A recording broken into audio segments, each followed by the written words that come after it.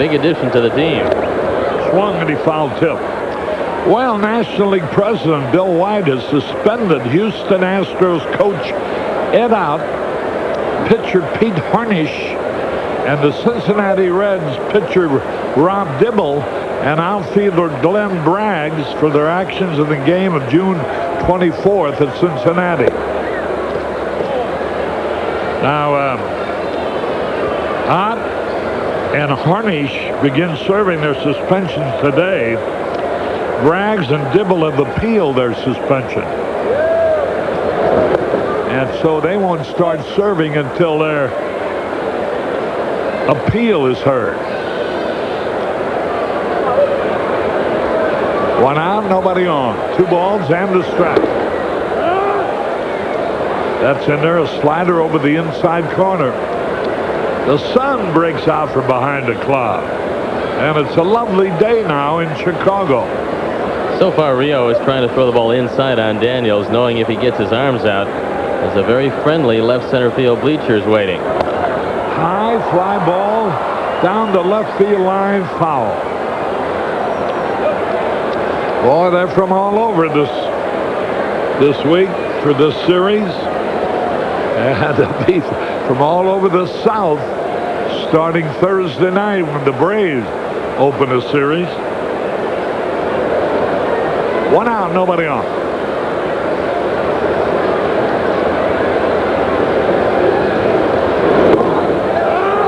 Strike 3 called over the outside corner. You know, a run, you don't ordinarily worry too much in the early innings about it. But boy, when a guy like Rio's out there, one might be enough. As a kid, Jose Rio had very spotty control. One year he walked 108.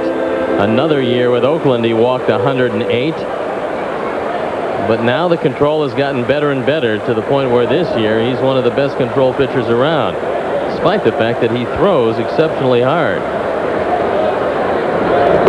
Here's Rick Wilkins takes the strike.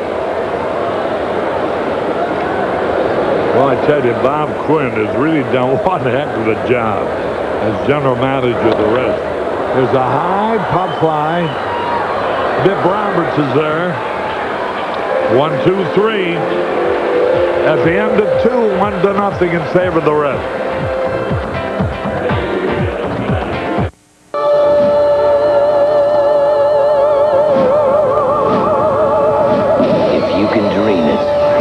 Rebel can do it. EOS Rebel from Canon. For power over time, space, and light. Carry back at Wrigley Field. Jose Rio will lead it off. A very fine hitting pitcher. He's batting .233. He's had 7 hits and 30 times at bat. Another capacity crowd on hand here today. Cubs will go over the 1 million mark in home attendance for the year. The National League starters for next Tuesday's All-Star game will be announced tomorrow. Reserves and pitchers will be announced on Thursday.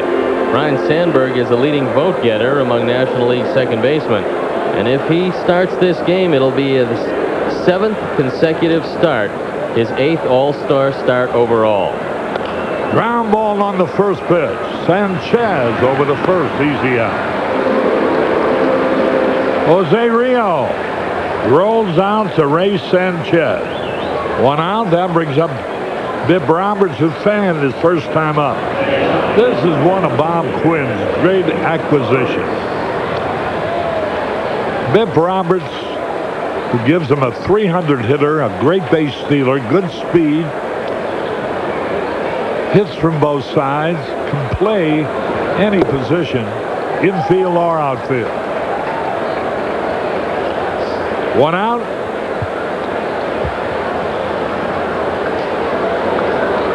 Vizcaíno very shallow. Pitch a little bit high inside. Evens the count, a ball and a strike. After winning in 1990, last year was a tough year for the Reds, and they realized they had to do something to improve their team. And Bob Quinn went out and really added to this ball club. First of all, the Bip Roberts trade, a great one, sending Randy Myers to San Diego. But he got Bankhead, Belcher, and Swindell And that accounts for 24 starts added, 24 wins added to that pitching staff already. There's the pitch a little bit low. And boy, I tell you, they got a good bench. They're protected everywhere, behind the plate as well. They're a good ball club. Walked him. Bip Roberts gets a base on ball. And here's Dave Martinez, who also fanned in the first inning. As a number 2 hitter behind a base runner, you have to be willing to take a pitch or two, except if there's a hit and run on. So Castillo is really going to have to watch Roberts closely. Stolen 23, he's been caught just 9 times. This becomes a very good hit and run situation if Lou Piniella would want it. If not, they'll ask Martinez to take a pitch or two and see if Roberts can swipe it. You know, Bip Roberts, it's their 81st game. And the Cubs are starting the second half of their season today. This is their 82nd game of the year. Now Roberts is 4th in the league in stolen bases. He's been on base 123 times on hits and walks. Quick throw to runner back. In 81 games,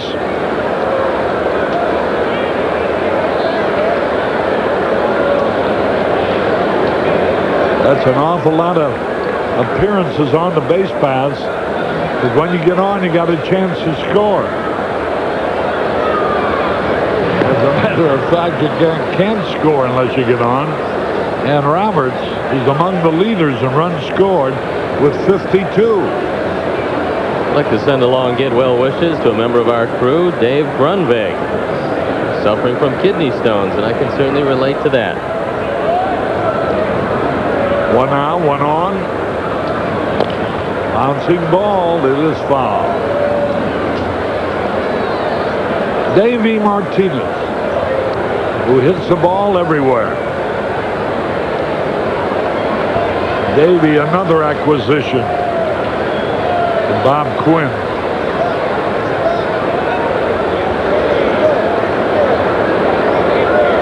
It did pay dearly for him, however. John Wetland, who's probably going to turn into a pretty good stopper, going to Montreal, and Dave Martinez coming over here. But the Reds don't need any more stoppers. They've got them in abundance. Martinez, only 27 years old.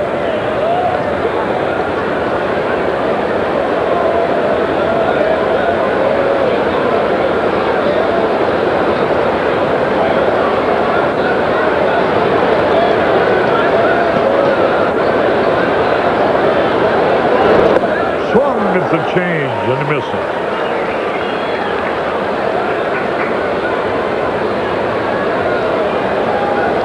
Oh, and 2 the count. Martinez came up with the Cubs originally in 1986. So he missed the 84 championship, and he missed the 89 division championship also. Foul tipped it. Last year was a year when a lot of people decided they were going to run on 0-2. Then managers around the league started pitching out a lot 0-2, and that stopped the automatic running on that count. Still is a pretty good pitch if you can get a guy who throws a changeup like Castillo. If you can guess changeup, it's probably the best time to run. Roberts a good lead.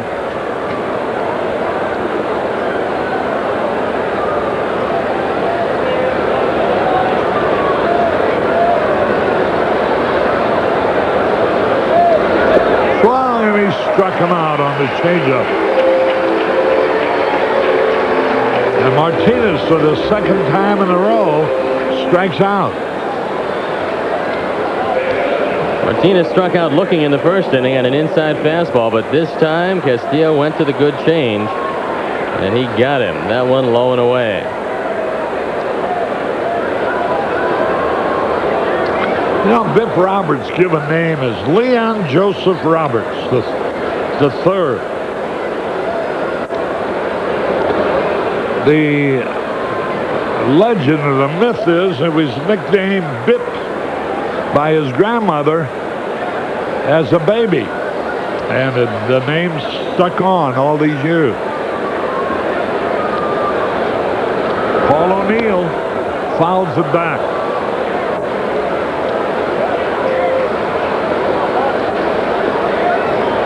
Bip Roberts played baseball at the University of Nevada in Las Vegas.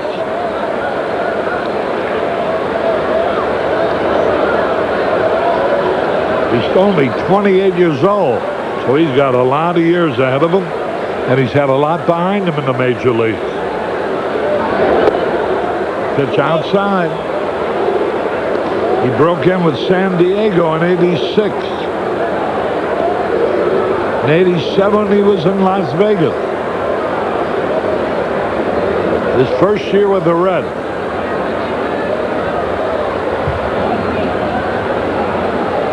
Throw the runner back. Last year, O'Neill hit 28 home runs and drove in 91. This year, he got off to a pretty decent start.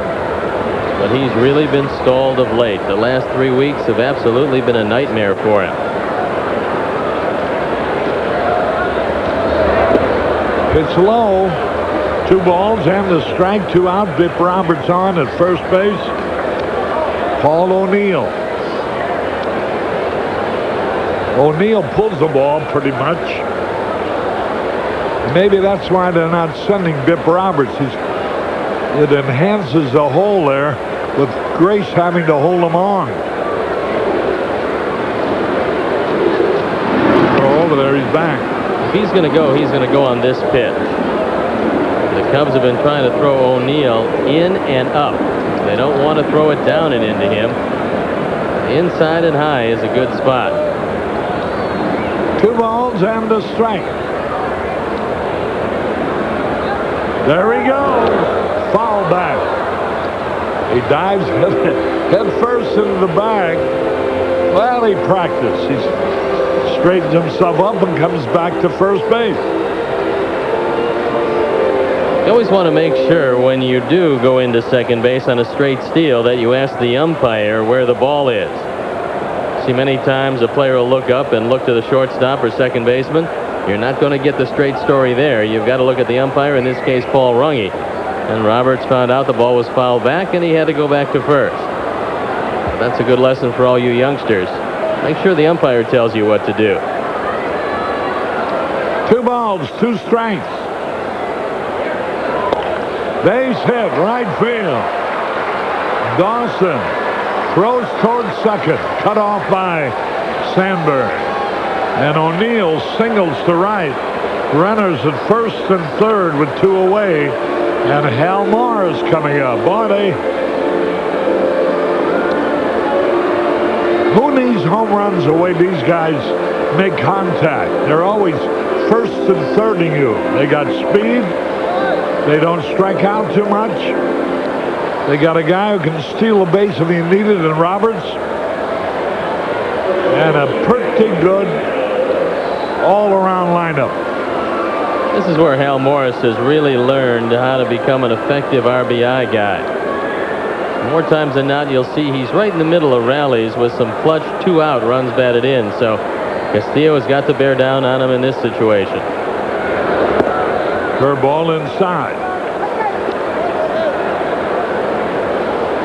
Chris Sabo would be next. He was 0 for 4 last night, flat out his first time up today, but he is a home run threat for the Reds.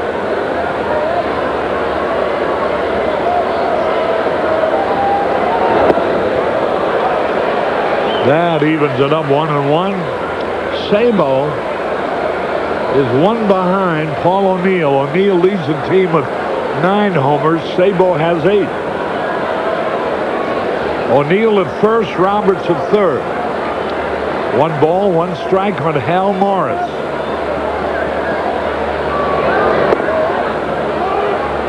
Strike over the outside corner.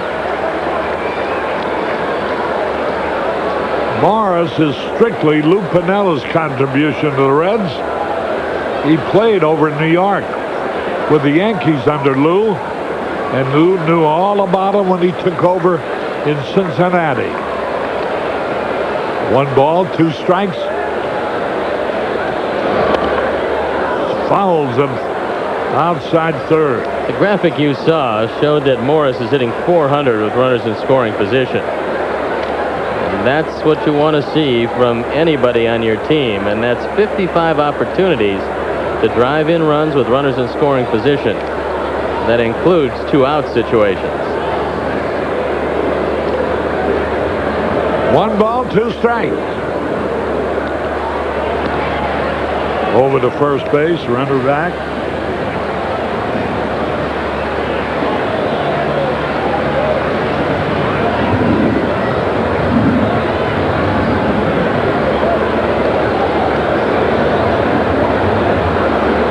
Runners at the corners. Fastball outside. The Reds got Morris from the Yankees along with a player named Rodney Imes for Tim Leary and Van Snyder. 2-2 pitch. Ball 3. 3-2. This is only important in that it'll pretty much take away the force out at second base. O'Neill will be going. And normally, if you make it happen on a 2-2 count and you get a ground ball in the hole, you can still get that second base force out. Now on a ground ball, most likely you'll have to go to first with it. 3-2. The bases are loaded. And here is Chris Sabo. That's the second walk this inning, the third in this game for young Frank Castillo. Billy Connor's going out to have a word with Castillo, who normally has outstanding control. In fact, in his last outing against Philadelphia, he didn't walk anybody. So walking 3 early is not a good sign, and Billy Connors wants to get him along the right thought process. And he's got a pretty powerful man up in Sabo. Sabo, unlike most hitters who say, I'm hitting best when I'm hitting the ball to right, center, and right, Sabo says he's hitting the ball best when he's pulling the ball. Here's a man the last couple of years has hit 25 home runs or more. So he's got enough power to take you out of the park, and the wind is blowing to left. So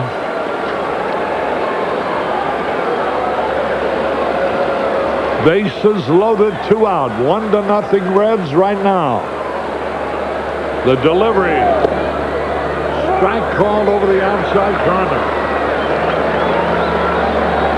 With bases loaded this year, Chris Sabo hasn't done much, but it's a limited sample. Only 7 times he's had the opportunity.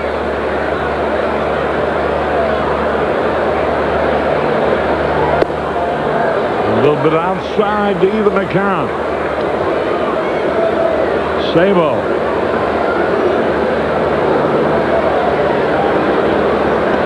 30-year-old infielder out of Detroit, Michigan.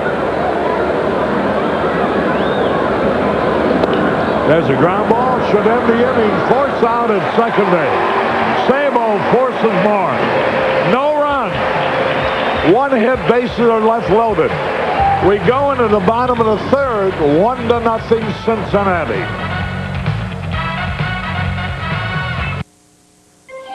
It's the first week of spring training, and a bunch of nice old ladies show up. Say cheese. Wonderful. Nice, until we started working out. You call that exercising? Hey, Grandma, I don't see you doing it. What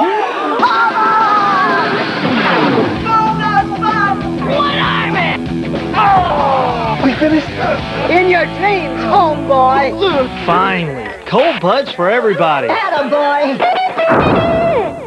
Recycling all our Sunday papers would save over 500,000 trees a week. Recycle. It's the everyday way to save the world. There comes a time when you have to put up or shut up. What's going on in your mind, boy? A time to grow up or back down. Want to kill me, don't you, Steve? For one boy, that time is now. The shotgun's loaded. For the first time on television, I should hope so. Hal Linden, Lee Grant, and Marjo Gordner. When You Coming Back, Red Ryder. Wednesday night at 7 on Channel 9. A smile, a wink, A conversation? Hello, I'm Robert Young. For most of us, these are simple pleasures. But myasthenia gravis can change that. Untreated, this disease weakens muscles, making life difficult, even dangerous if breathing is impaired. So take the warning signs seriously. If you have weakness that comes and goes, especially blurring vision, heavy eyelids, or slurred speech, see your doctor and bring MG under control. Harry Carey with Steve Stone. Tom Brenneman will be with us at the end of this half inning. Doug DeCenzo will be leading it off. Hey, they have a heck of a contingent of University of Michigan guys. Chris Sabo, the third baseman. Barry Larkin, the shortstop. And Hal Morris, the first baseman. And another guy played with Morris and Larkin, Jim Abbott, the fine young pitcher of the California Angels. DeCenzo takes the strike. 0-1 the count.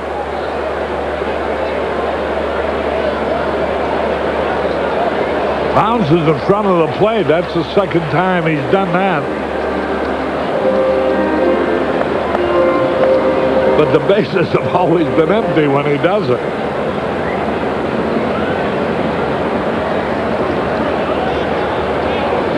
DeCenzo fouls the pitch. 1 ball, 2 strikes. Doug had 1 out of 3 last night and hit the ball well. A couple of times that he didn't get hits on.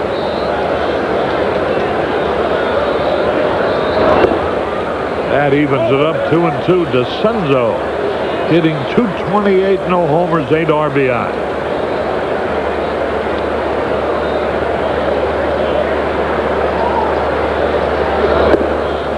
Ball 3 wide. 3-2. Boy, other than Sandberg, Grace, and Dawson, and now Daniel, those are the power hitters. High pop foul coming over near the stand. Might be out of play, and it is. At various times in Rio's career, because he threw so hard, they tried to make him a short reliever. 1984 with the Yankees. He only made 5 starts in his 24 appearances. Then he went to Cincinnati. Finally, they tried to make a reliever out of him in 1988. He went 13-8 that year and made 30 relief appearances, although he had no saves. But after that 89 year, he's been a starter, and that's been it. Fouled it off.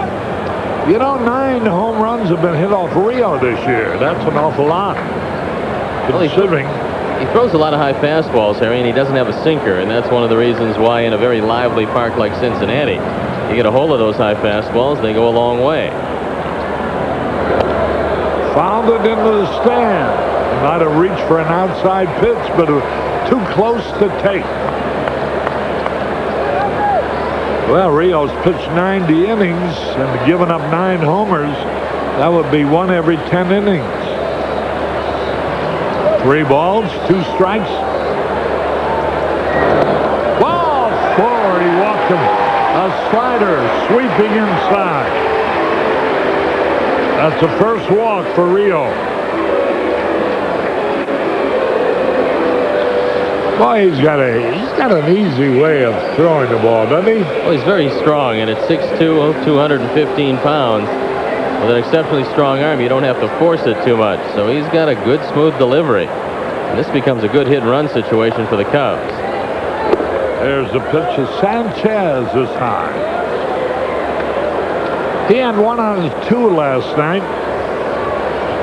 1-0 in favor of the Reds.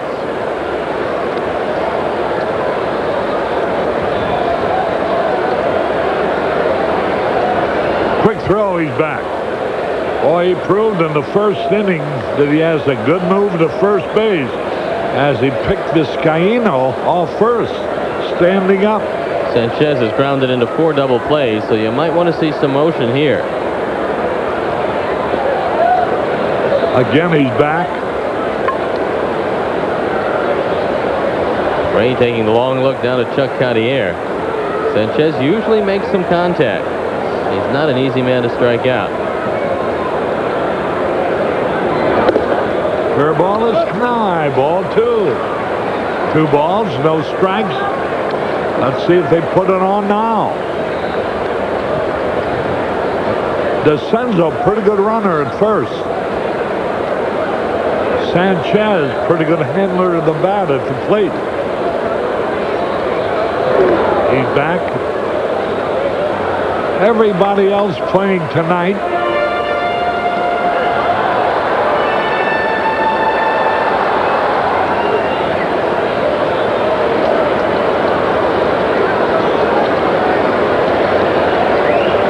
Look out. Boy, almost threw that one away. But if it got by Mars, so they hit Doug DeCenzo right in the back.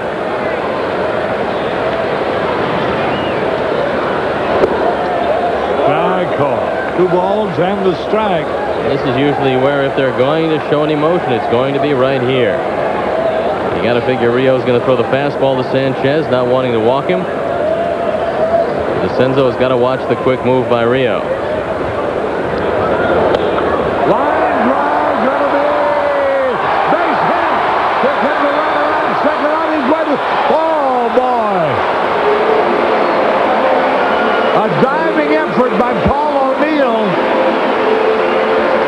It looked like DeCenzo was going to go to third, but he rounded second and held up. I wonder if DeCenzo able to pick up Chuck Cartier here, because right now you got to go to third base. O'Neill flat on his back, no chance to make the play, and Doug DeCenzo now puts on the brakes. O'Neill does have a very good arm, so perhaps when Chuck Cartier saw that O'Neill was getting to the ball quickly, he held up DeCenzo. Runners at first and second. They're expecting Castillo to bunt. Mars could shake hands with him right now.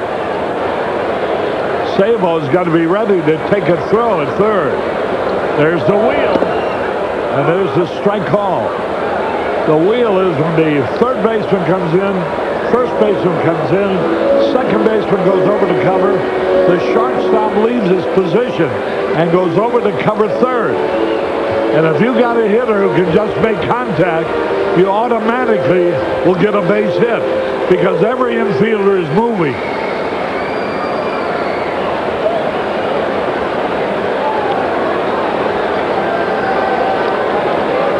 Usually off the play they just made, a pickoff play comes next. So DeCenzo's going to have to be heads up at second. See, he was jockeying around Benavides with the idea of getting behind DeCenzo, but it didn't work. I think everybody in the ballpark knows what's going to happen once they start putting the wheel in motion. The next time they don't do the very same thing. They have an option. What happens is Sabo looks in at Piniella. Then he'll go tell Rio what's on and then flash a set of signs to the rest of the infielders. So the pitcher knows exactly what to do. Charge straight in or toward the line at third. Whoop, he whirls around. Benavides cutting in behind. I tell you, though, they're accomplishing something else. They're holding the runner very close to second, making him more liable to be forced to third. You also have a variation off this, where Doran goes to second after Benavides breaks to third, so you have to watch that. There he goes again. Oh, he missed the base hit. At the last moment when he saw the infielder moving, Frank Castillo took a poke at the ball and missed an extra base hit by a couple of inches. You could see the frustration on the face of Jim Lefevre, because he had it all mapped out, giving Castillo the option to swing away. And as Morris came very close, Castillo brought the bat back and just tried to lay the bat on the ball. Just foul down the first base line. Jerry Lane on the call, and that one didn't miss by much.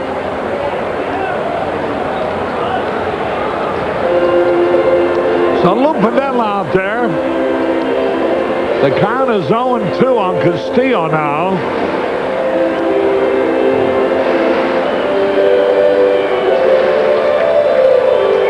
Boy, DeCenzo not taking third changed this inning around a little bit.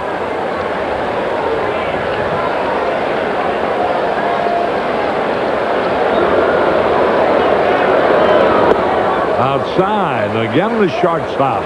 Benavides goes over to cover third.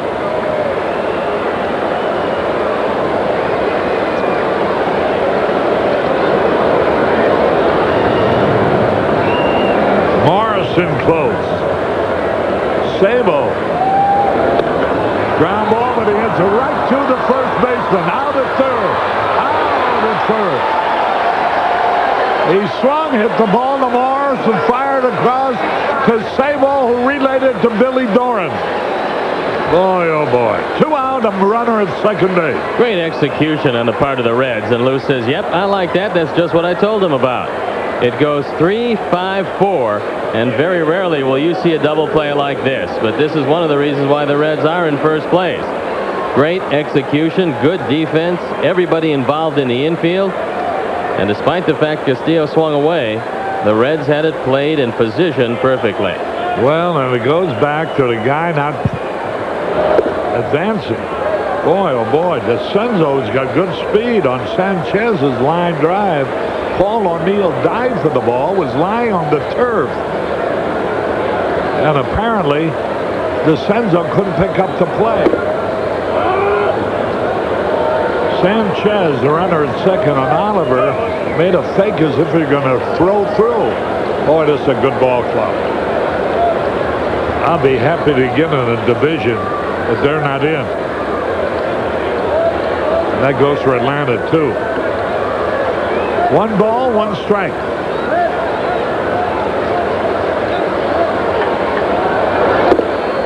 Right in there, a beauty. 1 ball, 2 strikes. Vizcaíno single. The first time up.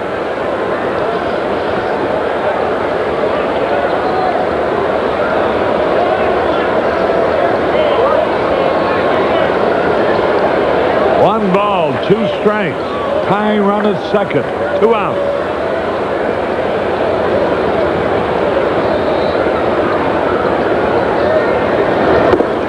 The low outside, 2-2.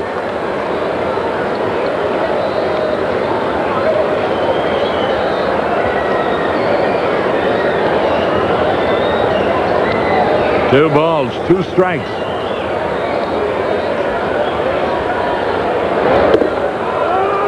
Struck him out, called over the outside corner. So after 1 man left, 1 hit, no run. Harry Carey from Wrigley Field, where at the end of 3, the Reds lead 1-0. Jim Ward has found a fountain of youth, and he keeps it in his garage. It's Armor All protectant. It prevents his tires from fading and aging. There is a fountain of youth, and we own the patent, Armor All.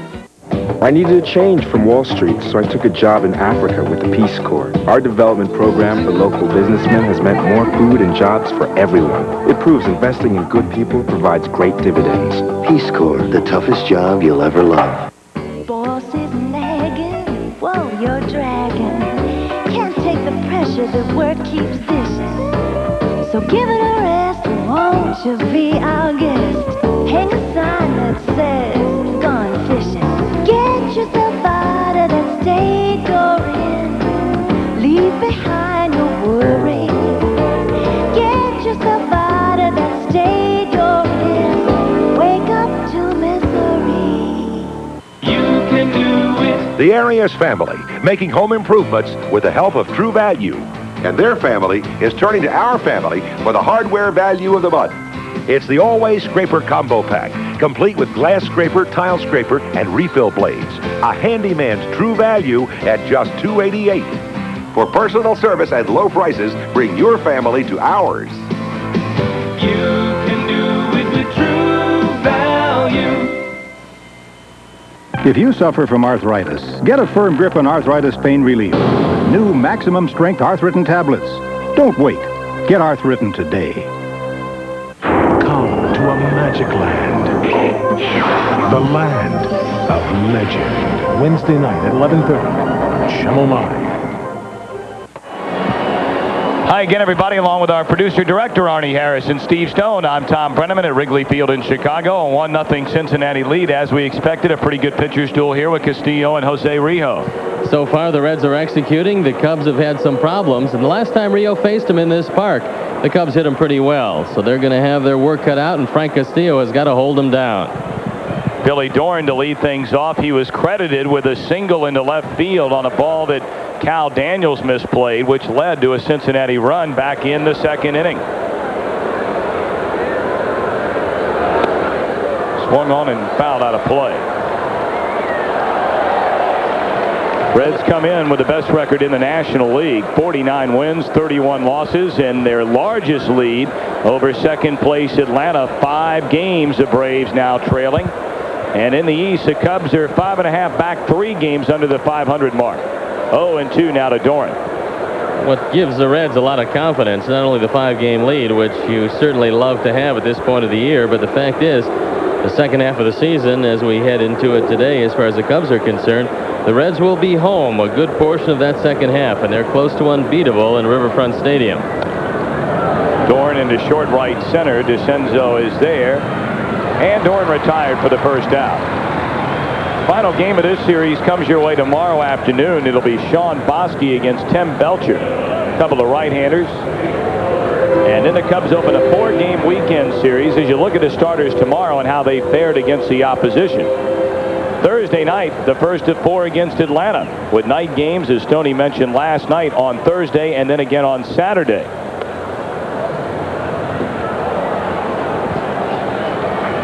Joe Oliver knocked in the game's only run with a single. A lot of folks wearing the bow ties on this Bow Tie Tuesday today, Stoney. That's our bow tie section. And, of course, as you can see, they're big Cub fans.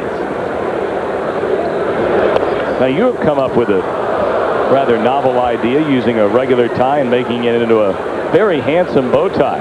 That's because, Tom, I think senility is set in at my advanced age of going to 45. I have untied it at this point, but I forgot one this morning, and a fan was kind enough to send in this tie.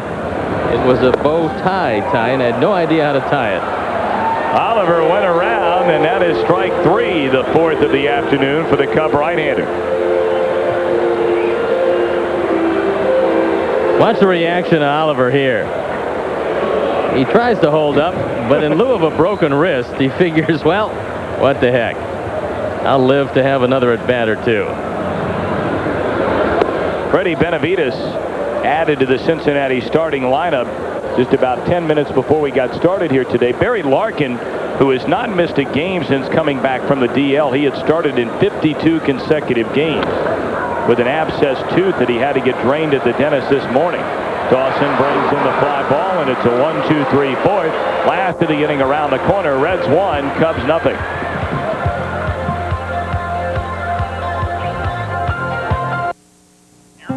My brother, about to become a father. So how big can a crib be? Season tickets went on sale today, Mike. Well, maybe next year. You got 5 years straight. Yeah. This is about the kid. This kid's getting for free, you know. He's gonna be a little tight. Mike, this year's on me. Only one beer has the taste as genuine as the people who drink it. Budweiser. Now, the new little guy's going to every game, right? Bobby, it could be a girl. A girl? If you're gonna win it, you got to get in. If you're gonna win it, you got to get in. Got to get in it if you're gonna win. If you're gonna win it, you got to get in. Got to get in it if you're gonna win. Lotto. You gotta get in it to win it. Got to get in it if you're gonna win. If you're gonna win. For as long as there have been neighbors, there have been neighborhoods.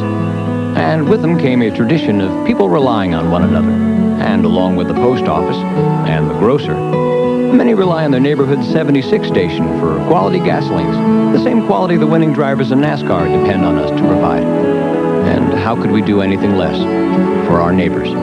76. Go with the spirit. For the ultimate in sport gear, grab a Cubs sport bag, only at 76. If you like baseball cards, you'll love Card Baseball, the new baseball board game that brings your cards to life. You'll use the stats from your favorite cards. It's fun, easy to play, and perfect for anyone 8 years and up. Available at participating Osco stores. Bottom of the fourth inning here at Wrigley Field. A 1-0 Cincinnati lead in the second game of this 3-game series. Rijo against Castillo. Sandberg, Grace, and Dawson due up.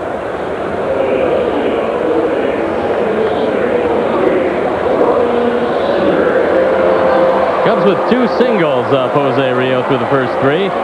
Vizcaino led off with a single but got picked off. Ground ball in the first pitch to Billy Doran, and he throws out Rhino to begin the inning. John Kerr of Kerr Nielsen Buick on hand, as is Jerry Napleton of Napleton Buick and Rich Sheppel of Sheppel Buick.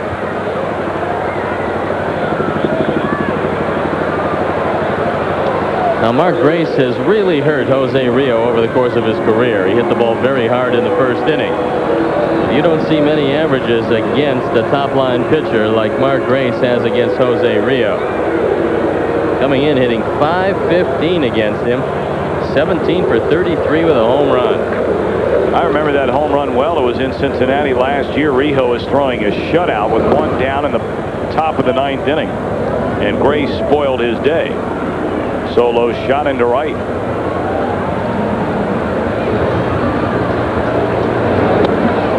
Hit hard again, but again right at O'Neill, and he is there. 2 up, 2 down. Rijo threw a total of 3 pitches to the first 2 batters and has collected 2 out. One of the things that's made Rio a pitcher over the last few years is the fact that he's got a great fastball and a hard breaking ball, but as a young man he couldn't get the ball over the plate. That hasn't been the case anymore. Now he's among the National League leaders in fewest walks allowed. Dawson bounced out to Freddie Benavides leading off the second. Rio was hurt earlier this season, had inflammation in his right elbow, missed almost a month, and just now starting to get things into gear. Over his last 4 games, a 3-1 record, the ERA at 2.77, and during that time, to reiterate what Stoney was talking about, 31 strikeouts over the 26 innings and walked only 4. This guy's only walked 16 batters all season, closing in on 100 innings pitched. Well, he's averaging just 1.6 walks per 9 innings. So when you add that to the fact that he doesn't give up a lot of hits normally, he's not in the stretch position too often, and there you see the National League walks. Amazing Bob Tewksbury, 0.6 walks per 9 innings. Zane Smith, Jose Rio, and teammate Greg Swindell. Tell you that Jimmy Jones, who is 5th on that list, is quietly putting together a fine season. He had a no-hitter against the Cubs, we remember, way back at the Astrodome. That got broken up. He eventually lost the game, but he was a fellow who got beat last night by Zane Smith, 1-0.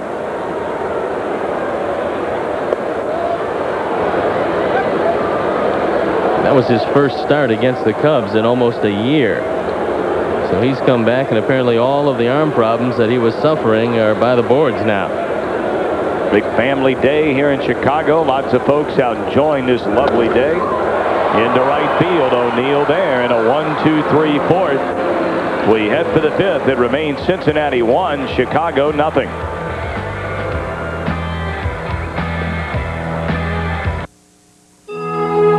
Not many things are more Chicago than United, but there are a few.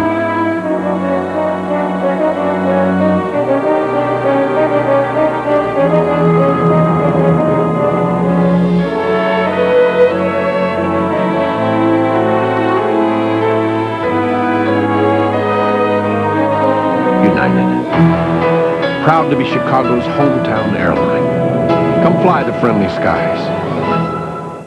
It's dawn, and war has come to the desert. Not a real war, but the most realistic aerial combat exercise in the world. It's called Red Flag.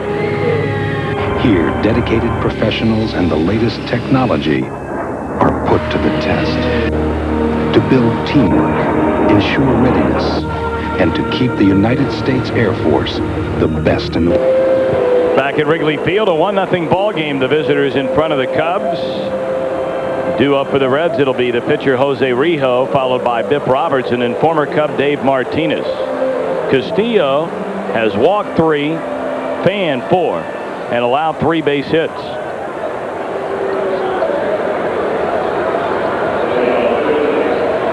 Frank has done a pretty good job of holding down this Red lineup because they are a pretty good offensive team.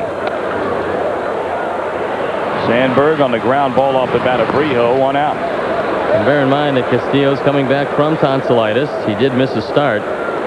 Obviously, when you have a fever of 103, which is what he had, it does take a lot out of you. Now, he wasn't sick for a long time, and so Jim Lefevre, I'm sure, is not quite as concerned about Castillo's stamina as he would have been had he missed 2 or 3 starts.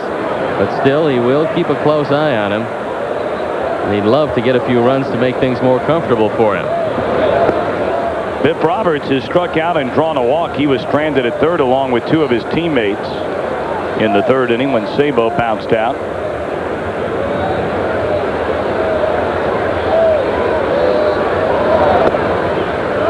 Well, Lou Piniella calls this fella his most valuable player in this 1992 Cincinnati success story. Came over in the trade involving Randy Myers from San Diego. And Roberts eyeing a trip to the All-Star game. I'm sure he'll be there.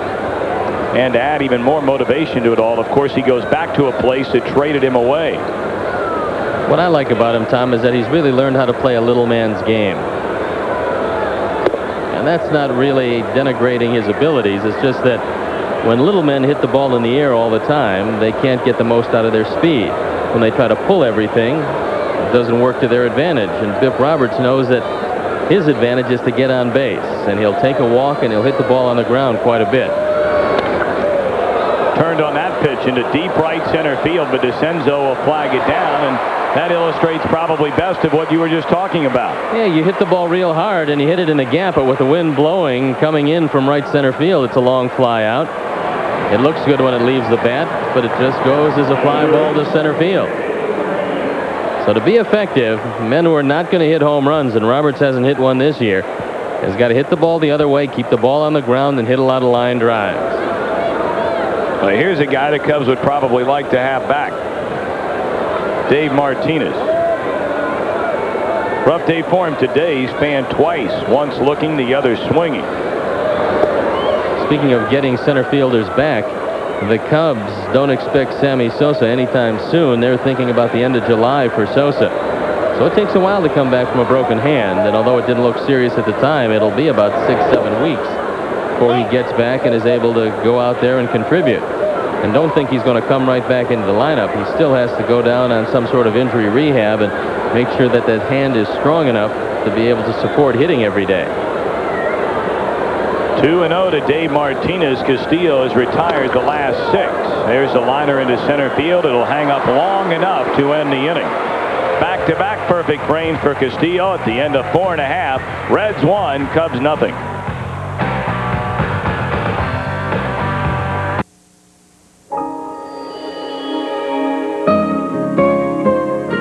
It's only natural that children look to their parents for answers.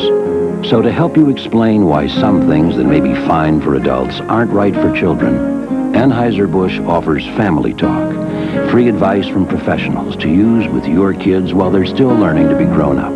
And their favorite teacher is you. Let's stop underage drinking before it starts.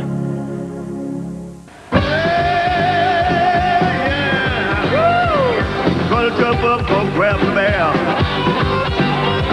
I'm gonna fly now, I don't care. Do it cool, not do it smooth. Do it up, do it down, now make your move. Gonna get vertical. Get vertical with you. Get vertical. Get vertical with you. Yeah. Get the Sport Mart Advantage, the everyday low price guarantee on Mizuno's 13-inch pump-up air-fit glove, just $84.97. You'll find what you're looking for at Sport Mart.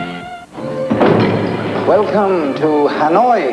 They are the heroes America should never forget. Guys are getting killed down here. Their only weapons.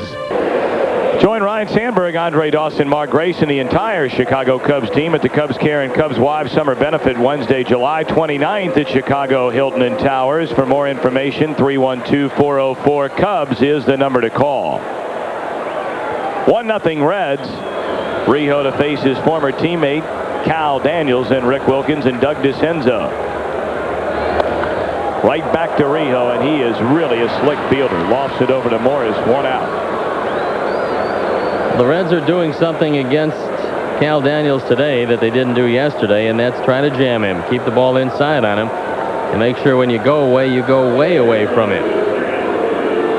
That pitch inside, and Daniels couldn't do much with it. A lot of people will tell you that Cal Daniels rode his own ticket out of town in a game, ironically enough, in Cincinnati against his former teammates.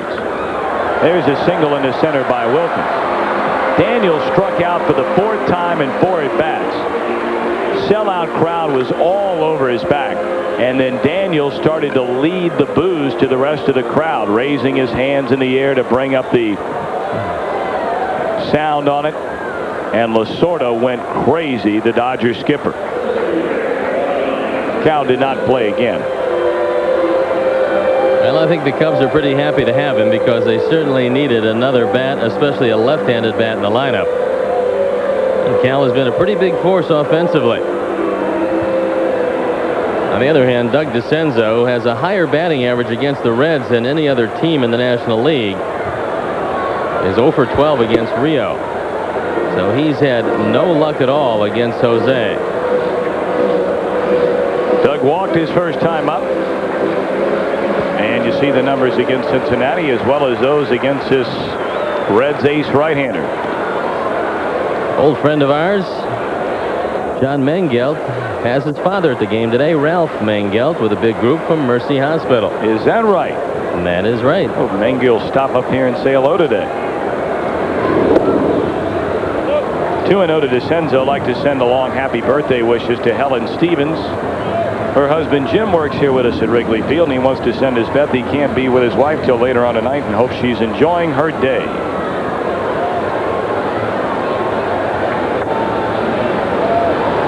One on, one out. Cubs are down a run here in the last of the 5th inning. There goes the runner, and a ground ball to Hal Morris. He can't go to second. Goes to the bag at first for the 2nd out. Good call by Jim Lefevre, trying to stay out of the double play situation, and he moves the tying run into scoring position. Now I'd be surprised if Rio gave Ray Sanchez anything too good to hit.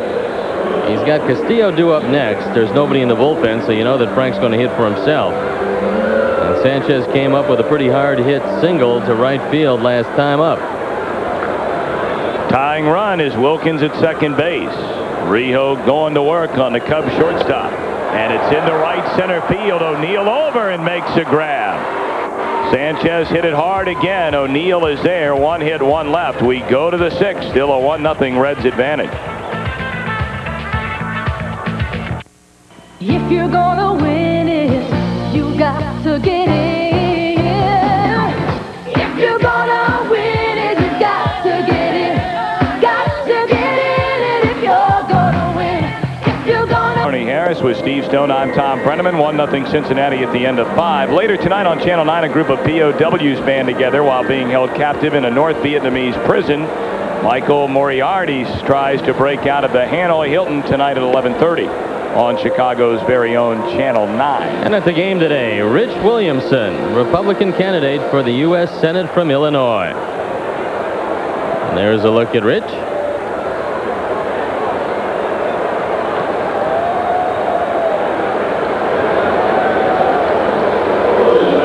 Paul O'Neill to begin the Cincinnati 6th inning, followed by Hal Morris and then Chris Sabo. O'Neill 1 for 2, single to right his last trip. O'Neill in a dreadful slump, his worst of the season. 9 hits in his last 76 at-bats.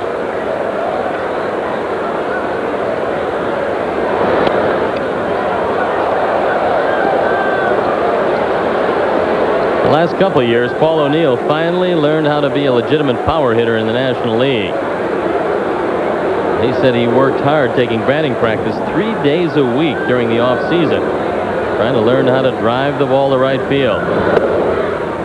Against the Cubs, he usually doesn't have any problems doing that because he's been a devastating hitter against them. O'Neill, 28 home runs, 91 batted in last season. It's been a different kind of an offensive year for the Reds. big power-laden team a season ago.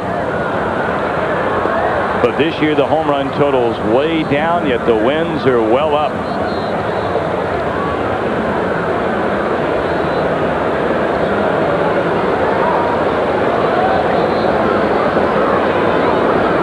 Two delivery into the short left center field. Daniels coming in, 1 out.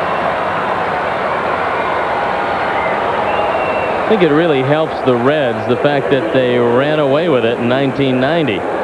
And most of the guys that were on that ball club are on this team.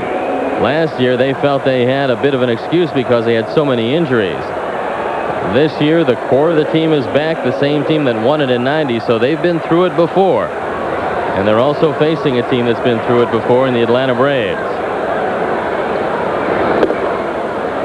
Well, as we told you earlier on, the Chicago Cubs today filed an action here in federal district court seeking a preliminary injunction to prevent Commissioner of Baseball Fay Vincent from imposing a realignment of National League Eastern and Western Division teams.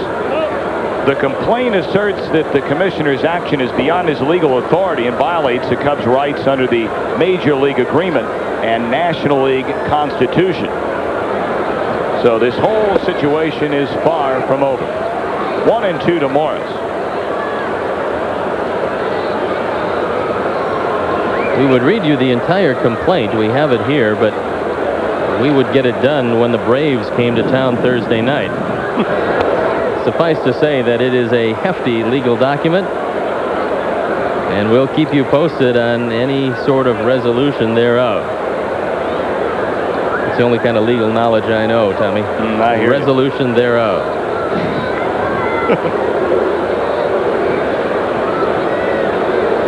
1-2 to Morris. Count even up.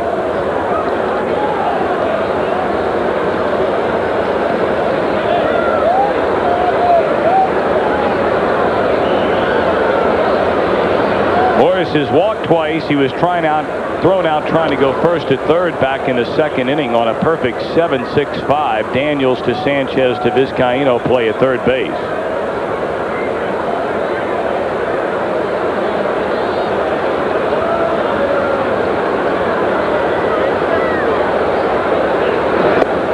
Full count now to Morris.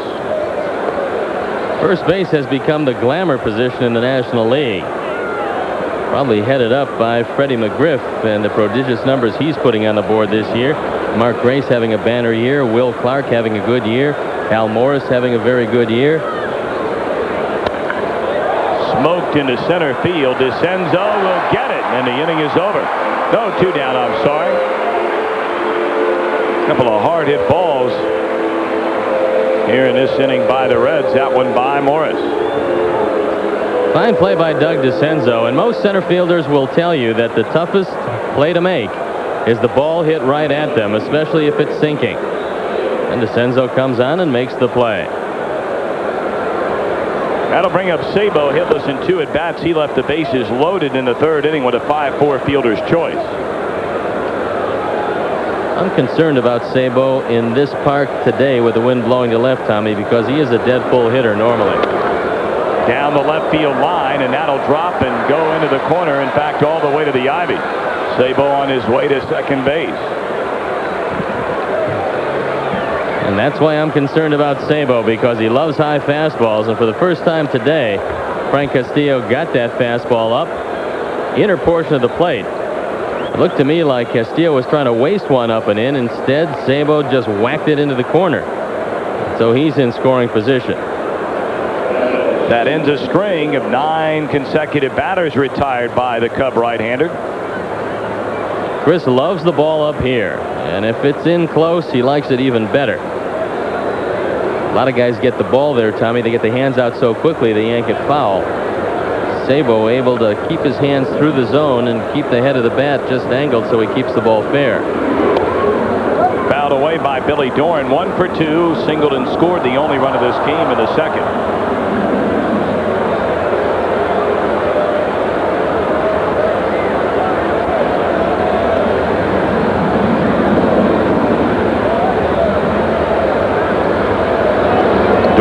knocked in 27 this season. Down the right field line and make it 28. Sabo around third and come home. Dorn is going to go into second base, and he is safe at second. So the Reds now up the ante to 2-0 on Dorn's double. And the Reds have gotten plenty of those this season. Good throw by Andre Dawson after run number 28 driven in. This ball just fair. And Dawson not taking a double for granted. He fires the ball after picking it up barehanded. Dorn in at second base, but a very close play. So a couple of ringing doubles. And Dorn now 2 for 3. They're going to intentionally walk Joe Oliver and deal with Freddie Benavides. Castillo almost threw that ball right by Wilkins. Stoney, just for some of our viewers trying to learn the game, as you see Bob Scanlon getting loose, and maybe those not overly familiar with all the rules of baseball, what would have happened there if Bill Dorn would have indeed been thrown out at second base? Some fans may wonder if the run would have counted. The run would have counted if the run would have scored before Dorn was thrown out. Dorn would have been credited with a single. And there's a real good chance that Chris Sabo, being a little faster than Billy Dorn at this point, would have scored beforehand. But if Sabo was loafing around third base, maybe taking a look at what was going to happen at second, if he hadn't crossed the plate yet, it's like a rundown situation, Tom. You get in a rundown. If they make the third out before the run crosses the plate, the run doesn't count. And now a conference at the mound gives us a chance to read the Any Questions question of the day. And it comes from Carol Barrett, 16 years old, from Merrillville, Indiana. She wants to know, what does the expression can of corn mean? She said she can't find anyone who knows the answer. Well, Carol, you've written to the right place, because Tom Brenneman and I know the answer to that. Usually it's Del Monte. You can find it in your supermarket. It's a tin thing with little yellow kernels all over it. Actually, in baseball parlance, it means a high fly ball. An outfielder has a long time to get under, and it's a harmless flyout. Somewhat like that. That is a can of corn. Dawson is there and makes a grab, which ends the inning, retiring Benavides. Red strike for a run. 2 hits, 1-2 left. Middle of 6, 2-0 Cincinnati.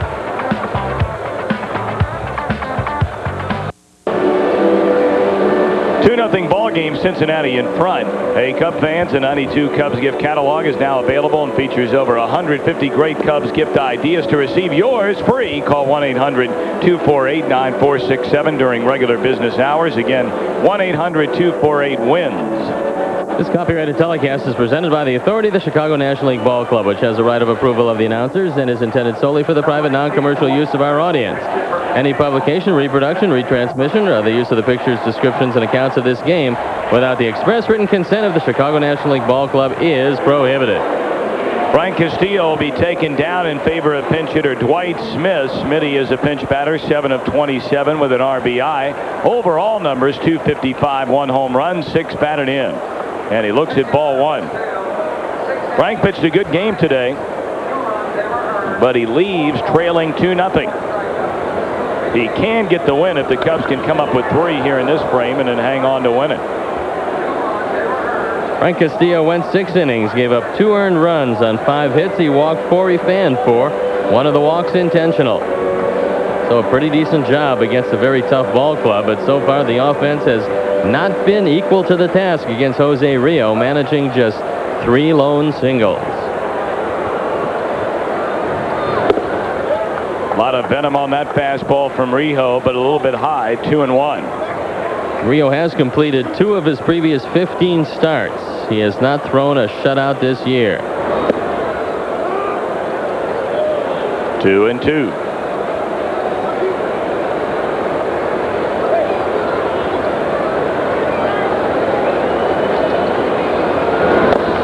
High chopper. Rio will have to wait. Bare hands, throws to first. What a play. Well, you said, Tommy, that he was a pretty slick fielder, and that was an excellent play because he realized with Dwight Smith going down the line, he didn't have much time. This is not recommended for all you young pitchers out there. Always use the glove. But Rio, figuring his hands are big enough to make this play, and he makes it easily. And that one was not as easy as it looked. Top of the order, Vizcaíno, one of the 3 Cubs hits today. It came leading off the game. Then he was promptly picked off. Jose struck out looking with a runner at second base, ending the 3rd inning. It's been those little things by the Cubs the last couple of days which have hurt them most. Yesterday, 2 errors in the 1st inning, another a little bit later on. 5 of the 6 Reds runs were unearned against starter and loser Mike Morgan. Then here today, like Vizcaíno in that 1st inning, getting picked off. Although Rio has not been a big strikeout pitcher today, he is among the league leaders in strikeouts per 9 innings, averaging 8.8 strikeouts per 9 innings. And there is strike 3 called to Vizcaíno. Second time he's gone down looking, and Jose unhappy with that call by Greg Bonet. We'll take another look. Bonet is chasing Vizcaíno back to the dugout. And Jim Lefebvre coming out now to protest that one. Well, Jim is getting very close to getting thrown out of here.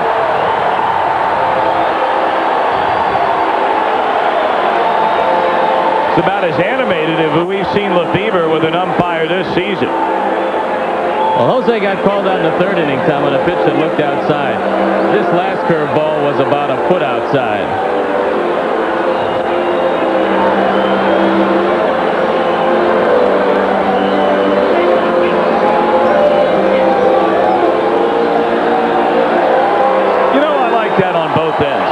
Lefebvre coming out, standing up for his player, and I tip my cap to Greg Bonet.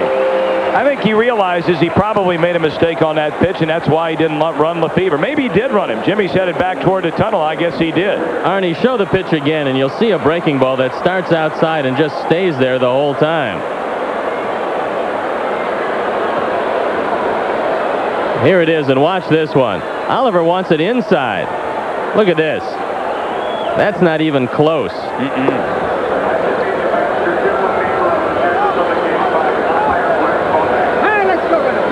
So Lefebvre did get the boot. Well, Tommy, the rule is you cannot argue balls and strikes. Sandberg into straightaway center field. Dave Martinez battling the sun has it, and Rijo sails through the 6th inning. 1-2-3. Harry back in the 7th. It remains Reds 2, Cubs nothing.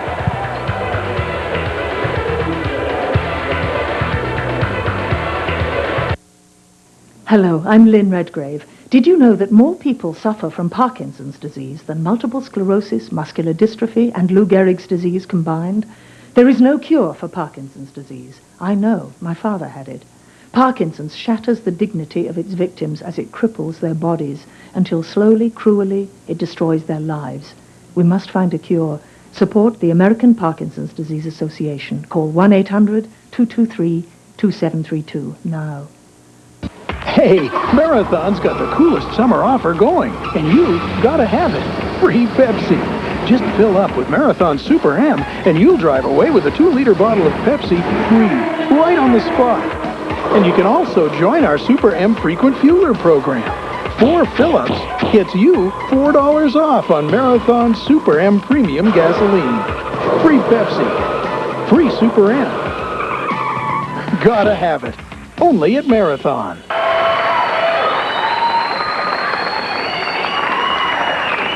I think Mondale ought to run again, huh? I think we're ready for him. Ooh, what a tromping that was. When I went to bed, Reagan had 598 electoral votes. Mondale had 3.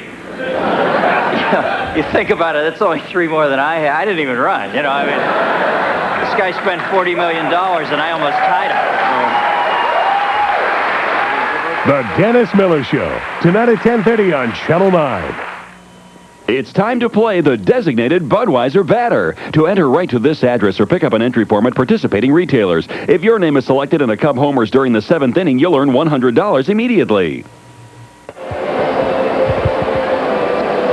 Hello again, everybody. Harry Carey with Steve Stone and Tom Brenneman. As we go into the top of the 7th, 2-0 in favor of the Reds.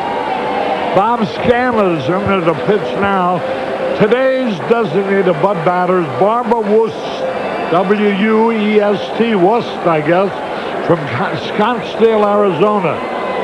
She has a chance to win $100 immediately and to share in a $10,000 bonus pool to be awarded at the end of the season. So congratulations to Barbara Wuss of Scottsdale, Arizona, today's designated Bud batter. Here is Jose Rio.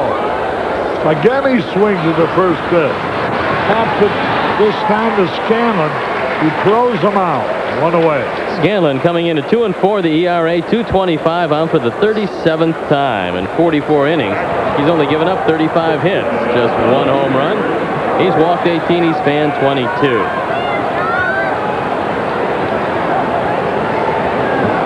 Well, we got a lot of reading to do tonight.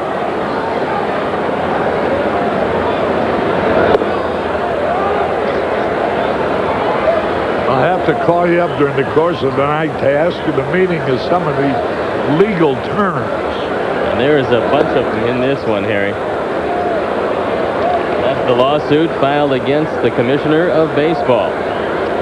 The Cubs complained to CERS that the Commissioner's action is beyond his legal authority and violates the Cubs' rights under the Major League Agreement and the National League Constitution. That's what National League President Bill White said. Also, we read about it this morning. Here's a ground ball. Grace has it. Races to the bag, and Dip Roberts bounces out. 2 up, 2 down. Here's Davey Martinez, 0 for 3.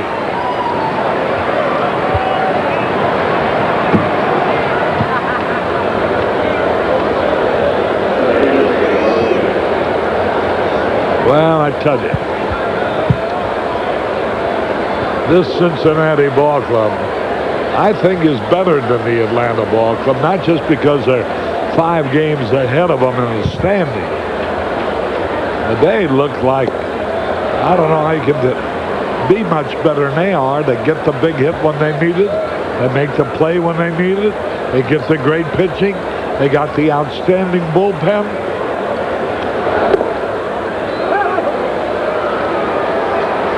Strike 2 on Dave Martinez, who's 1 out of 8 in the series, fanned twice today. Frank Castillo pitched a credible ball game. But boy, when you don't score, you can't win. He held this team to only 2 runs in 6 innings on 5 hits. And the first run shouldn't have scored, so really just 1 run that came with 2 outs in the 6th and a couple of back-to-back doubles. But you gotta score. 0-2 the count. Pitch is high. Well, I've seen a lot of things down through the years, but I've yet to see how you can win a ball game when you don't score a run. Maybe in a forfeit, they give you 9. Here's a pitch a little bit inside, 2-2. 2-0 in favor of the Reds, who are 18 games above 500, 49-31, and they lead today 2-0. Bouncing ball coming in past Sandberg. Nice play. 1, 2, 3. We go to the bottom of the 7th. The Reds lead the Cubs 2-0. Before we make some runs, let me hear you. 1, 2, 3. Take me out to the ball game. Take me out.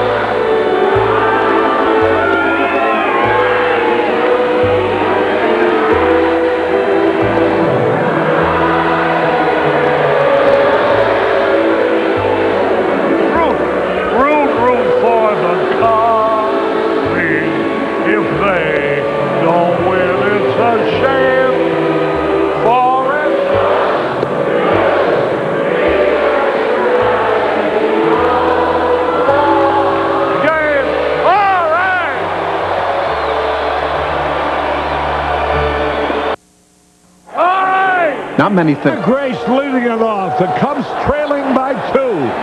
Bottom of the 7th. Boy, this Jose Rio is tough. Bouncing ball. That'll be easy. Benavides. He almost pulled him off the bag. 1 out. Benavides is from that school of shortstops that throws on the run. They never quite set themselves, and some of them are more accurate than others. You see Benavides, the off-balance throw, almost pulling Hal Morris off the bag, but he's able to keep the left foot on. And Mark Grace is 0 for 3 against the man he usually kills. 1 out.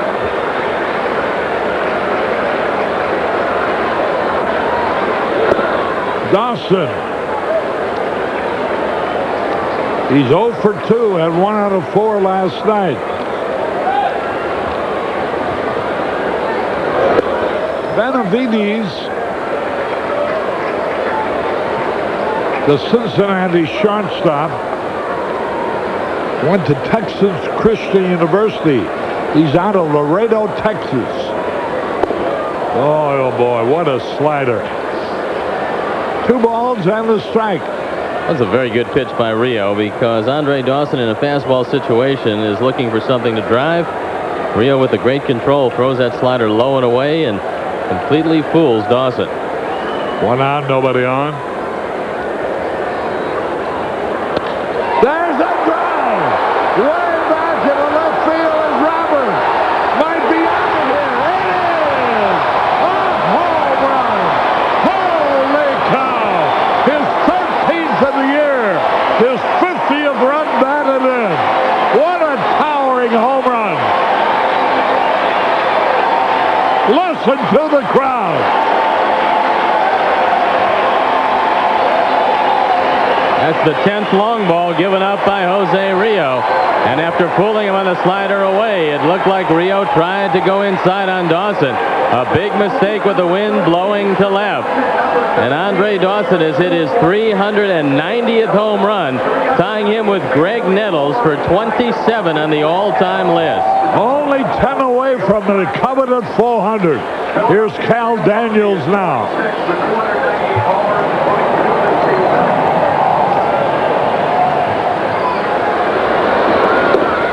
Ball 2 balls, no strikes. You never know.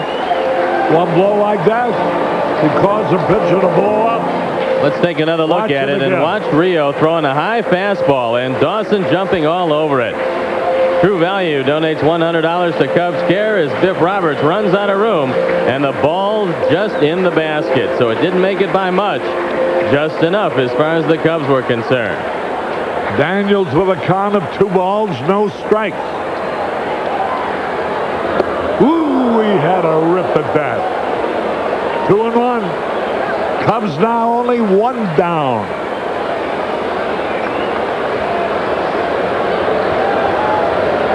And Billy Doran drove in the big run again. Swung and he fouled it back. 2-1 in favor of the Reds.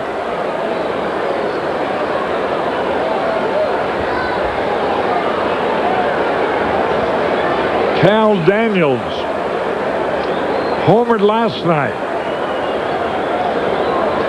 Andre Dawson today. Oh, they call that outside pitch again. Boy, the Cubs have been arguing with Greg Bonet all day long. Take a look at this one. Boy, this isn't even in the neighborhood. Bonet's been calling him out there, and Cal Daniels throws the helmet and bat. Not enough to get fined, I do believe, but Bonet has what you might term a generous outside corner, and Daniels not very happy with that call. 2 out. Here's Rick Wilkins. A little bit low and outside. Jim Lefever's already been kicked out of the ball game when they called a called 3rd strike on Vizcaíno. 1 ball, 1 strike. I don't know. Is he set up maybe too far inside? Ball low and outside. 2 balls and a strike. Well, take a look at the strikeouts for 9 innings. You see David Cohn, Sid Fernandez, Brett Saberhagen all over 9, and Rio right at 8-8. Fouled it out of play. What it makes a left-hand hitter do when you see calls out there off the plate, you start swinging at bad pitches, expanding your strike zone, because if he's going to call them out there, you have to go get him. And Wilkins protecting that time, as he will have to this time if Rio stays away. 2-2 pitch. Boy, a little bit outside, ball 3. That's a pitch he's been calling on Vizcaíno. 3-2 on Rick Wilkins.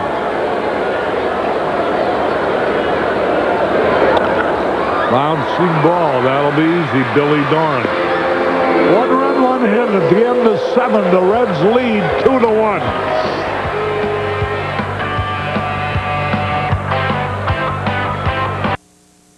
Come to a magic land. The land of legend. Wednesday night at 11:30 on Channel 9.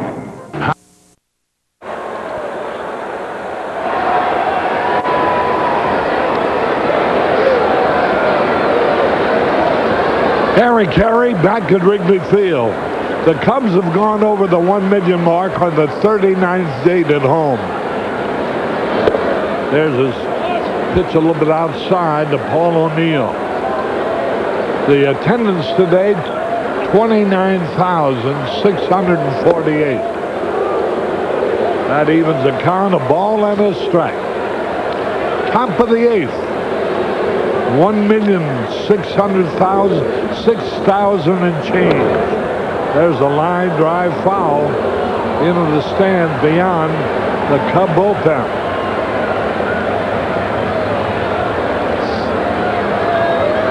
A cool day in Chicago, but it's turned out to be beautiful. Skies have cleared. Struck him out with a forkball. That was his forkball. A split finger. Watch it dip. Good forkball, and O'Neill swings over the top of it. And that's the big difference between Bob Scanlon last year and this year. The fact that he can get that forkball over the plate, especially to the left-hand hitters. It gives him another weapon against him, and when he throws strikes and keeps it down, nobody hits it. Here's 1 of 3 University of Michigan graduates that star for the Reds. Barry Larkin not playing today because of an abscessed tooth. But Chris Sabo and Hal Morris, like Barry Larkin, all products of the University of Michigan. Oh, he fouls it in the stands. 0-2 the count. 1 out. Looking ahead to the bottom of the 8th, the lower end of the batting order, starting with DeCenzo. And there's the other stopper on this team, Norm Charlton, getting loose. 2 hoppers. Sanchez throws them out. 2 up, 2 down. Another fine effort by Bob Scanlon.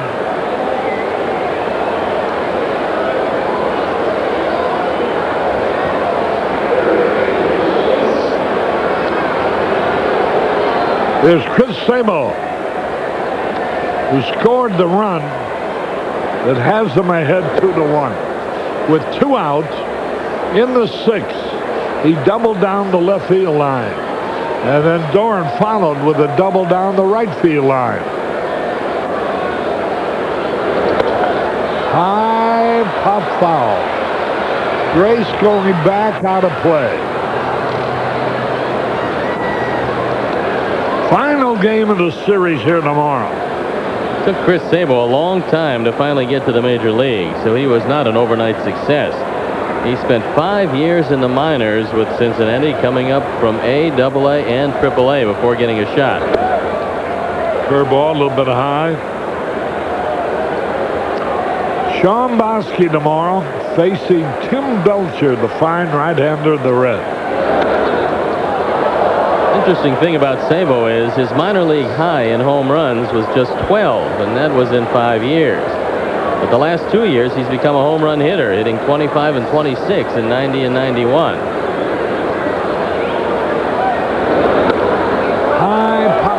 going to be in play. Wilkins over, makes a nice one-handed catch to retire the side. Boy, that kid has become quite a receiver. We go into the bottom of the 8th, 2-1 in favor of the Reds.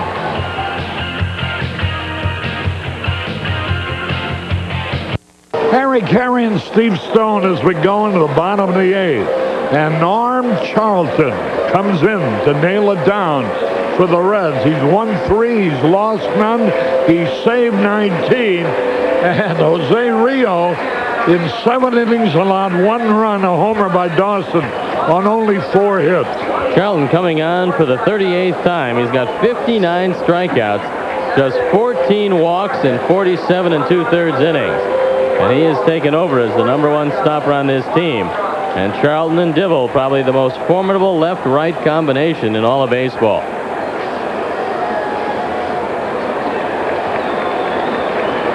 Charlton,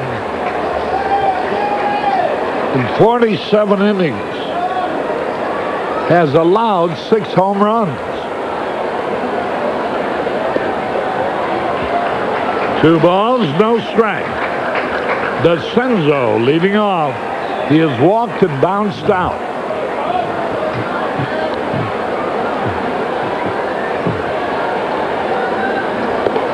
Strike, a bullet.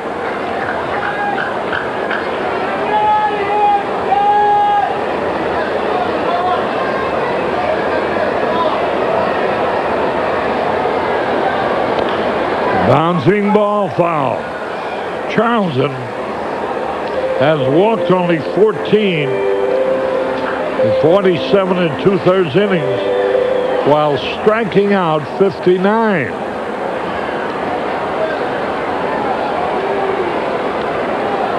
About a 4-1 ratio.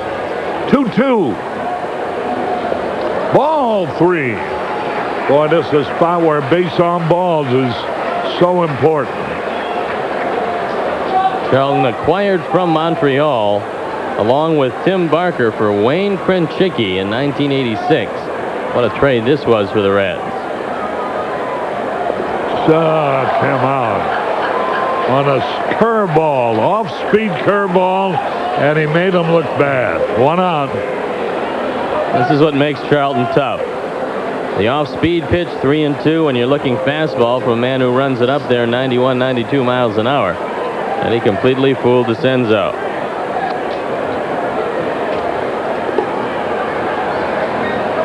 Luis Salazar in the on-deck circle. Sanchez, 1 out of 2. 2-1 in favor of the Reds. 2 balls, no strike.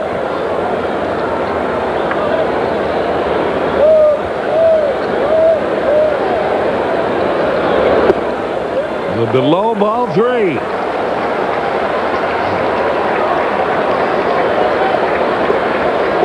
Luis Salazar will be the pinch hitter next.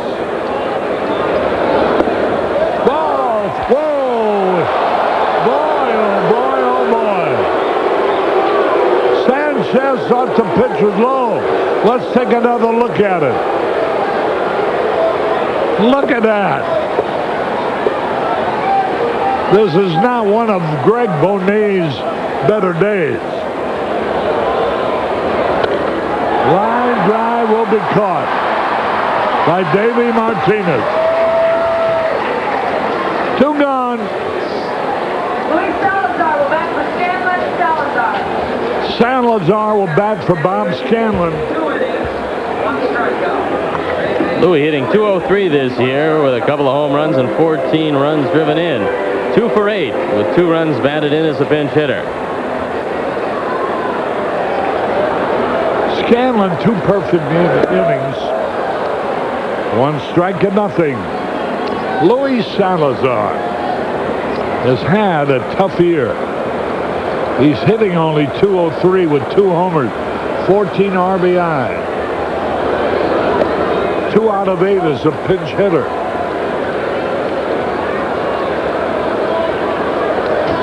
One pitch. 2 balls and a strike.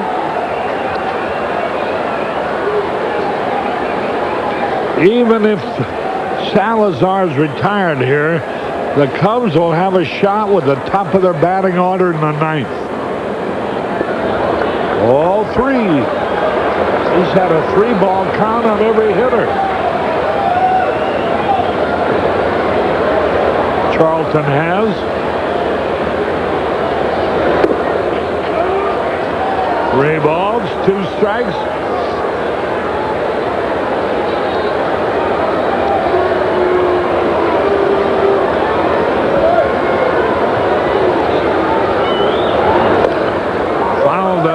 Down the third baseline.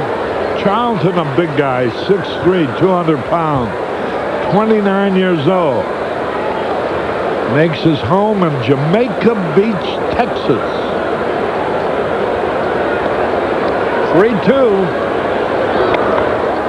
A little looping pop fly, and my grab! And it does.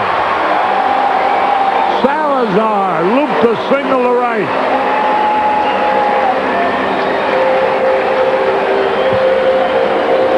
Billy Doran trying his best, but he can't get to it. So Salazar will exit, and Doug Strange will pinch run for him. Louis doesn't hit it hard, but he drops it in a great spot. The Cubs have the tying man aboard. The Reds in 1-run games, 19-12 this year.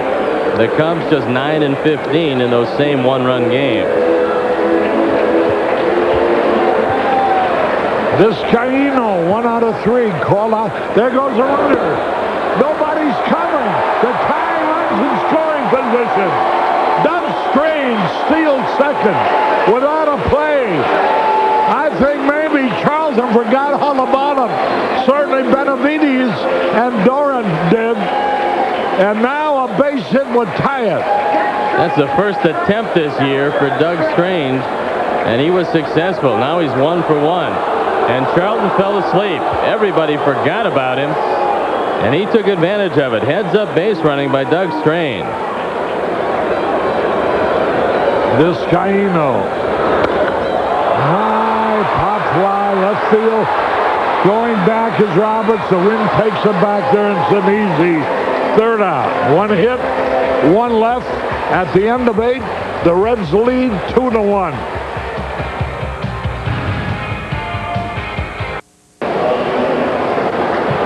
We go into the top of the ninth. Paul Asemacher will pitch for the Cubs. Looking ahead to the bottom of the ninth. Sandberg, Grace, and Dawson. And if anybody gets on, Daniels, Wilkins. So we got 5 of the best hitters on the ball club. Liable to come up, at least 3 of them will, in the bottom of the ninth. Paul Asemacher comes in at 1-1. The ERA a fine 1.64, on for the 36th time. And a good job by Bob Scanlon, holding the Reds at bay, pitching 2 perfect innings, spanning 1. And Doug Strange has taken over at third base.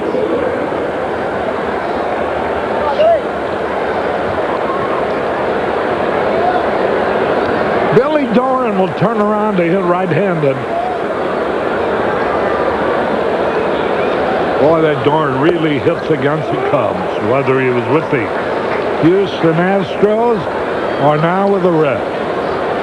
Doran, 306 lifetime with 10 home runs. This year, he is 2 out of 3 today, so he's only 9 out of 24. And that's well over 300. Strike called. Rob Dibble now starts to loosen up in the bullpen for the Reds. 2 balls, 2 strikes.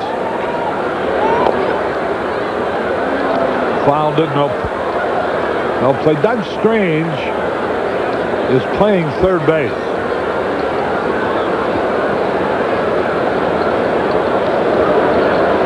Jim Bollinger now loosening up in the bullpen for the Cubs. Doran. This misjudged, wind-blown base hit in the second led to the first run, which Joe Oliver batted in. And then Doran and line a double to right, scoring Chris Sabo in the 6th. That's the difference. Dorn goes down swinging. One away. And here's Joe Oliver, 1 out of 2, intentionally passed his last time up.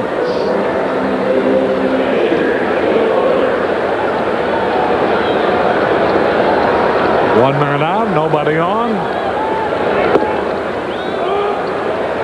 Strike hit the outside corner. It looked like about 5 inches off of it, but now that one's a perfect strike, and the count 0-2.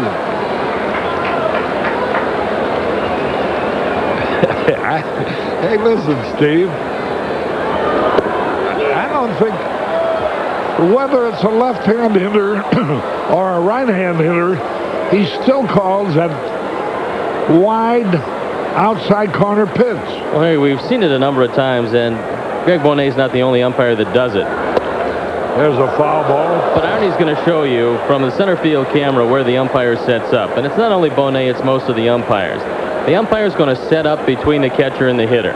Now you'll see where he sets up, which means he gets a great look at the inside pitch because he's looking right down the slot. On the outside pitch, he's got to look across, and that's where the mistakes are made. Struck him out, fouled him.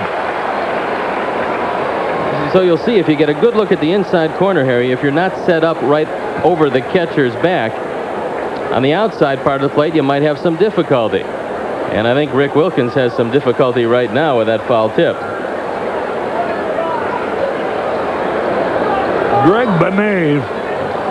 Well, I don't know now. You mean to tell me he's right behind the catcher? He must be less than 2 feet away from the plate, whether it's inside or outside.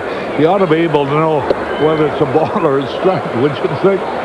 Well, if you see where he sets up, you'll see that his best look is at the inside corner, because all umpires, when they went to the inside chest protector, set up between the catcher and the hitter. Right there. A line drive, base hit. An extra base hit for Oliver. And with 1 out, he's on second base. And Freddie Benavides will be the hitter. 11th double of the year for Oliver, who has been a very good hitter in this series. In fact, Joe Oliver's batting average has never been higher than it is right now this season. So he's starting to hit the ball better and better. So with 1 out, Benavides, who's 0 for 3,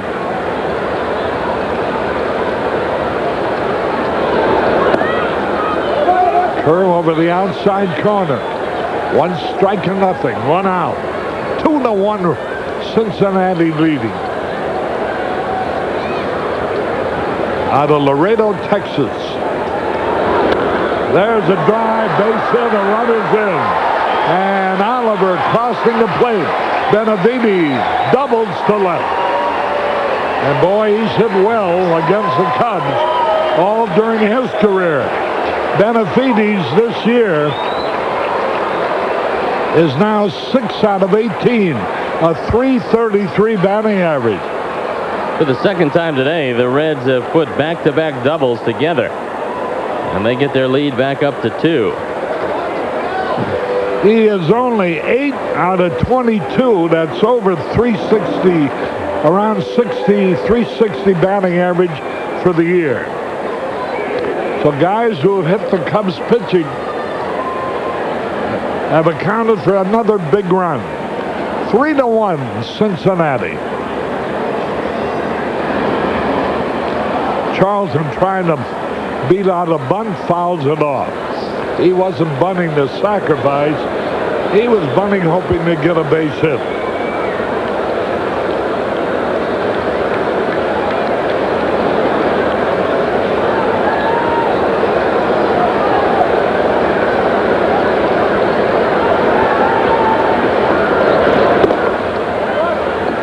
One ball, 1 strike.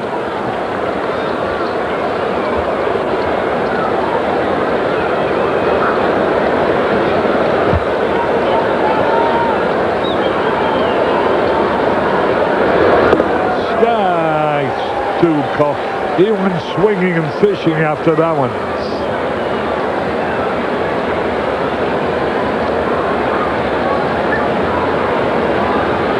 One ball, 2 strikes.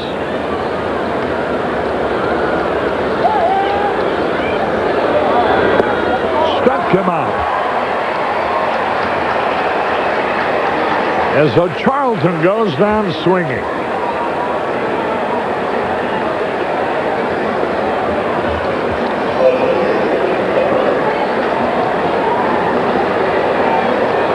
Boy, Ostenmacher came so close to striking out Joe Oliver that he just barely ticked the ball foul. Then he doubled. That'll end the inning. Roberts to Sandberg, who throws him out. 1 run, 2 hits, and 1 man left. We go to the bottom of the 9th. 3-1 in favor of the Reds. We feel as we go in the bottom of the 9th, the Cubs trail by 2. Sandberg will lead it off. Hey, here comes a fan out of the center field bleachers. And look at the gendarme. All the security men are going to gang up on him. Well, he ran a pretty good 220. But he collapsed and fell at the finish line. I don't know whether the line is finished on him yet, though. Now you wonder what in the world kick can you get out of that?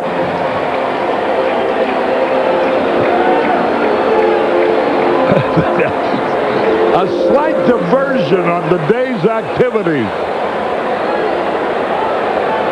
Sandberg. Cubs only a run behind a moment ago, now 2 behind. Norm Charlton going for his 20th save.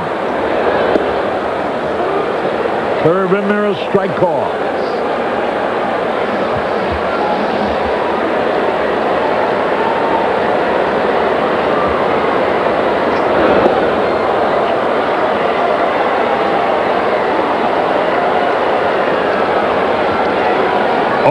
Two of the count. Sandberg, Grayson, Dawson coming up in that order. Daniels hoping to hit. A little inside. A ball, 2 strikes. The Cubs went over the 1 million mark today.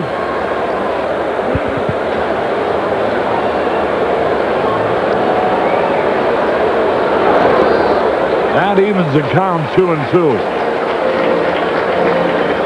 The Reds got great pitching, timely hitting yesterday. And they've gotten outstanding pitching and timely hitting today.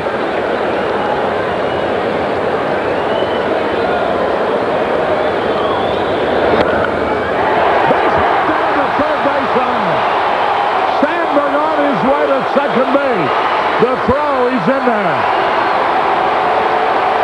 So there's a good start in the 9th, and the crowd goes wild.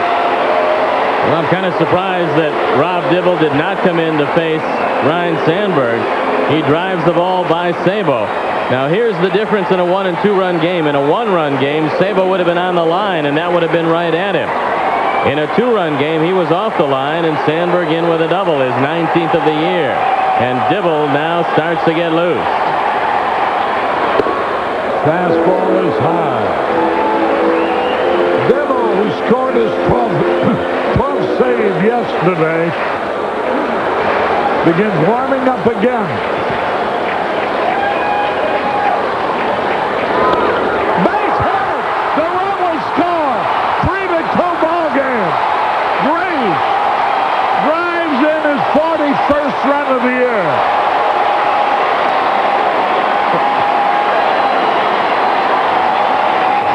And it's 3-2. Mark Grace goes right back up the middle, and the Cubs pull within 1. And now a decision for Lou Piniella. Do you go with Charlton because you've got Daniels up next? But you have Andre Dawson, who's already hit a home run, and he represents the winning run with the wind blowing out to left. Dawson, who homered in the 7th.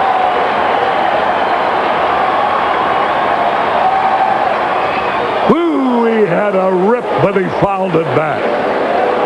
I guess he's staying with Charlton because he wants a left-hander for Daniel and Wilkin. He's gambling he can get out Dawson, who homered off Rijo in the 7th.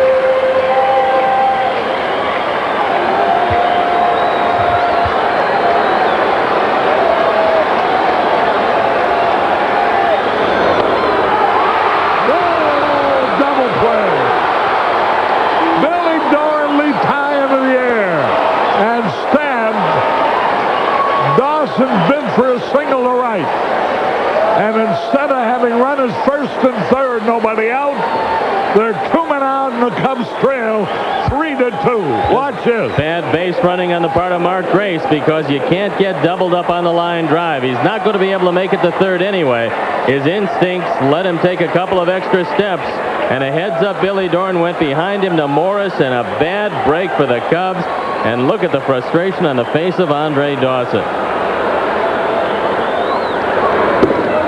Curve, strike him there. 3-2.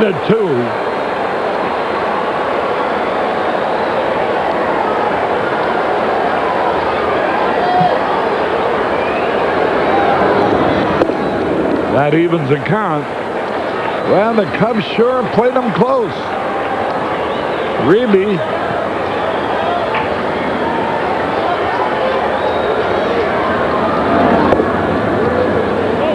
Ball 2 inside.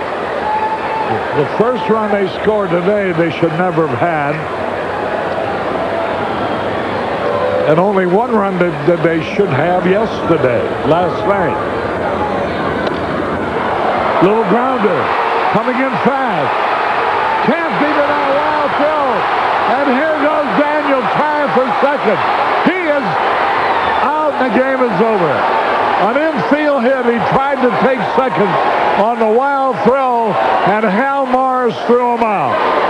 So the game ends on a thrilling note, but the Cincinnati Reds win again. Watch this. Charlton can't reach him. Benavides throws badly, but it doesn't go into the photographer's booth, and Hal Morris can recover it. And the throw down to Benavides, who put the tag on him. So it's all over. And Cincinnati has made it 2 in a row, beating the Cubs in a thrilling ball game by the score of 3-2. We'll be back in a moment. Play of the day happened in the 2nd inning. And that was Joe Oliver's hit to put him into the lead, and the Reds never did relinquish the lead. And that was the Budweiser play of the game. So the Reds have beaten the Cubs 3-2 for the 2nd day in a row.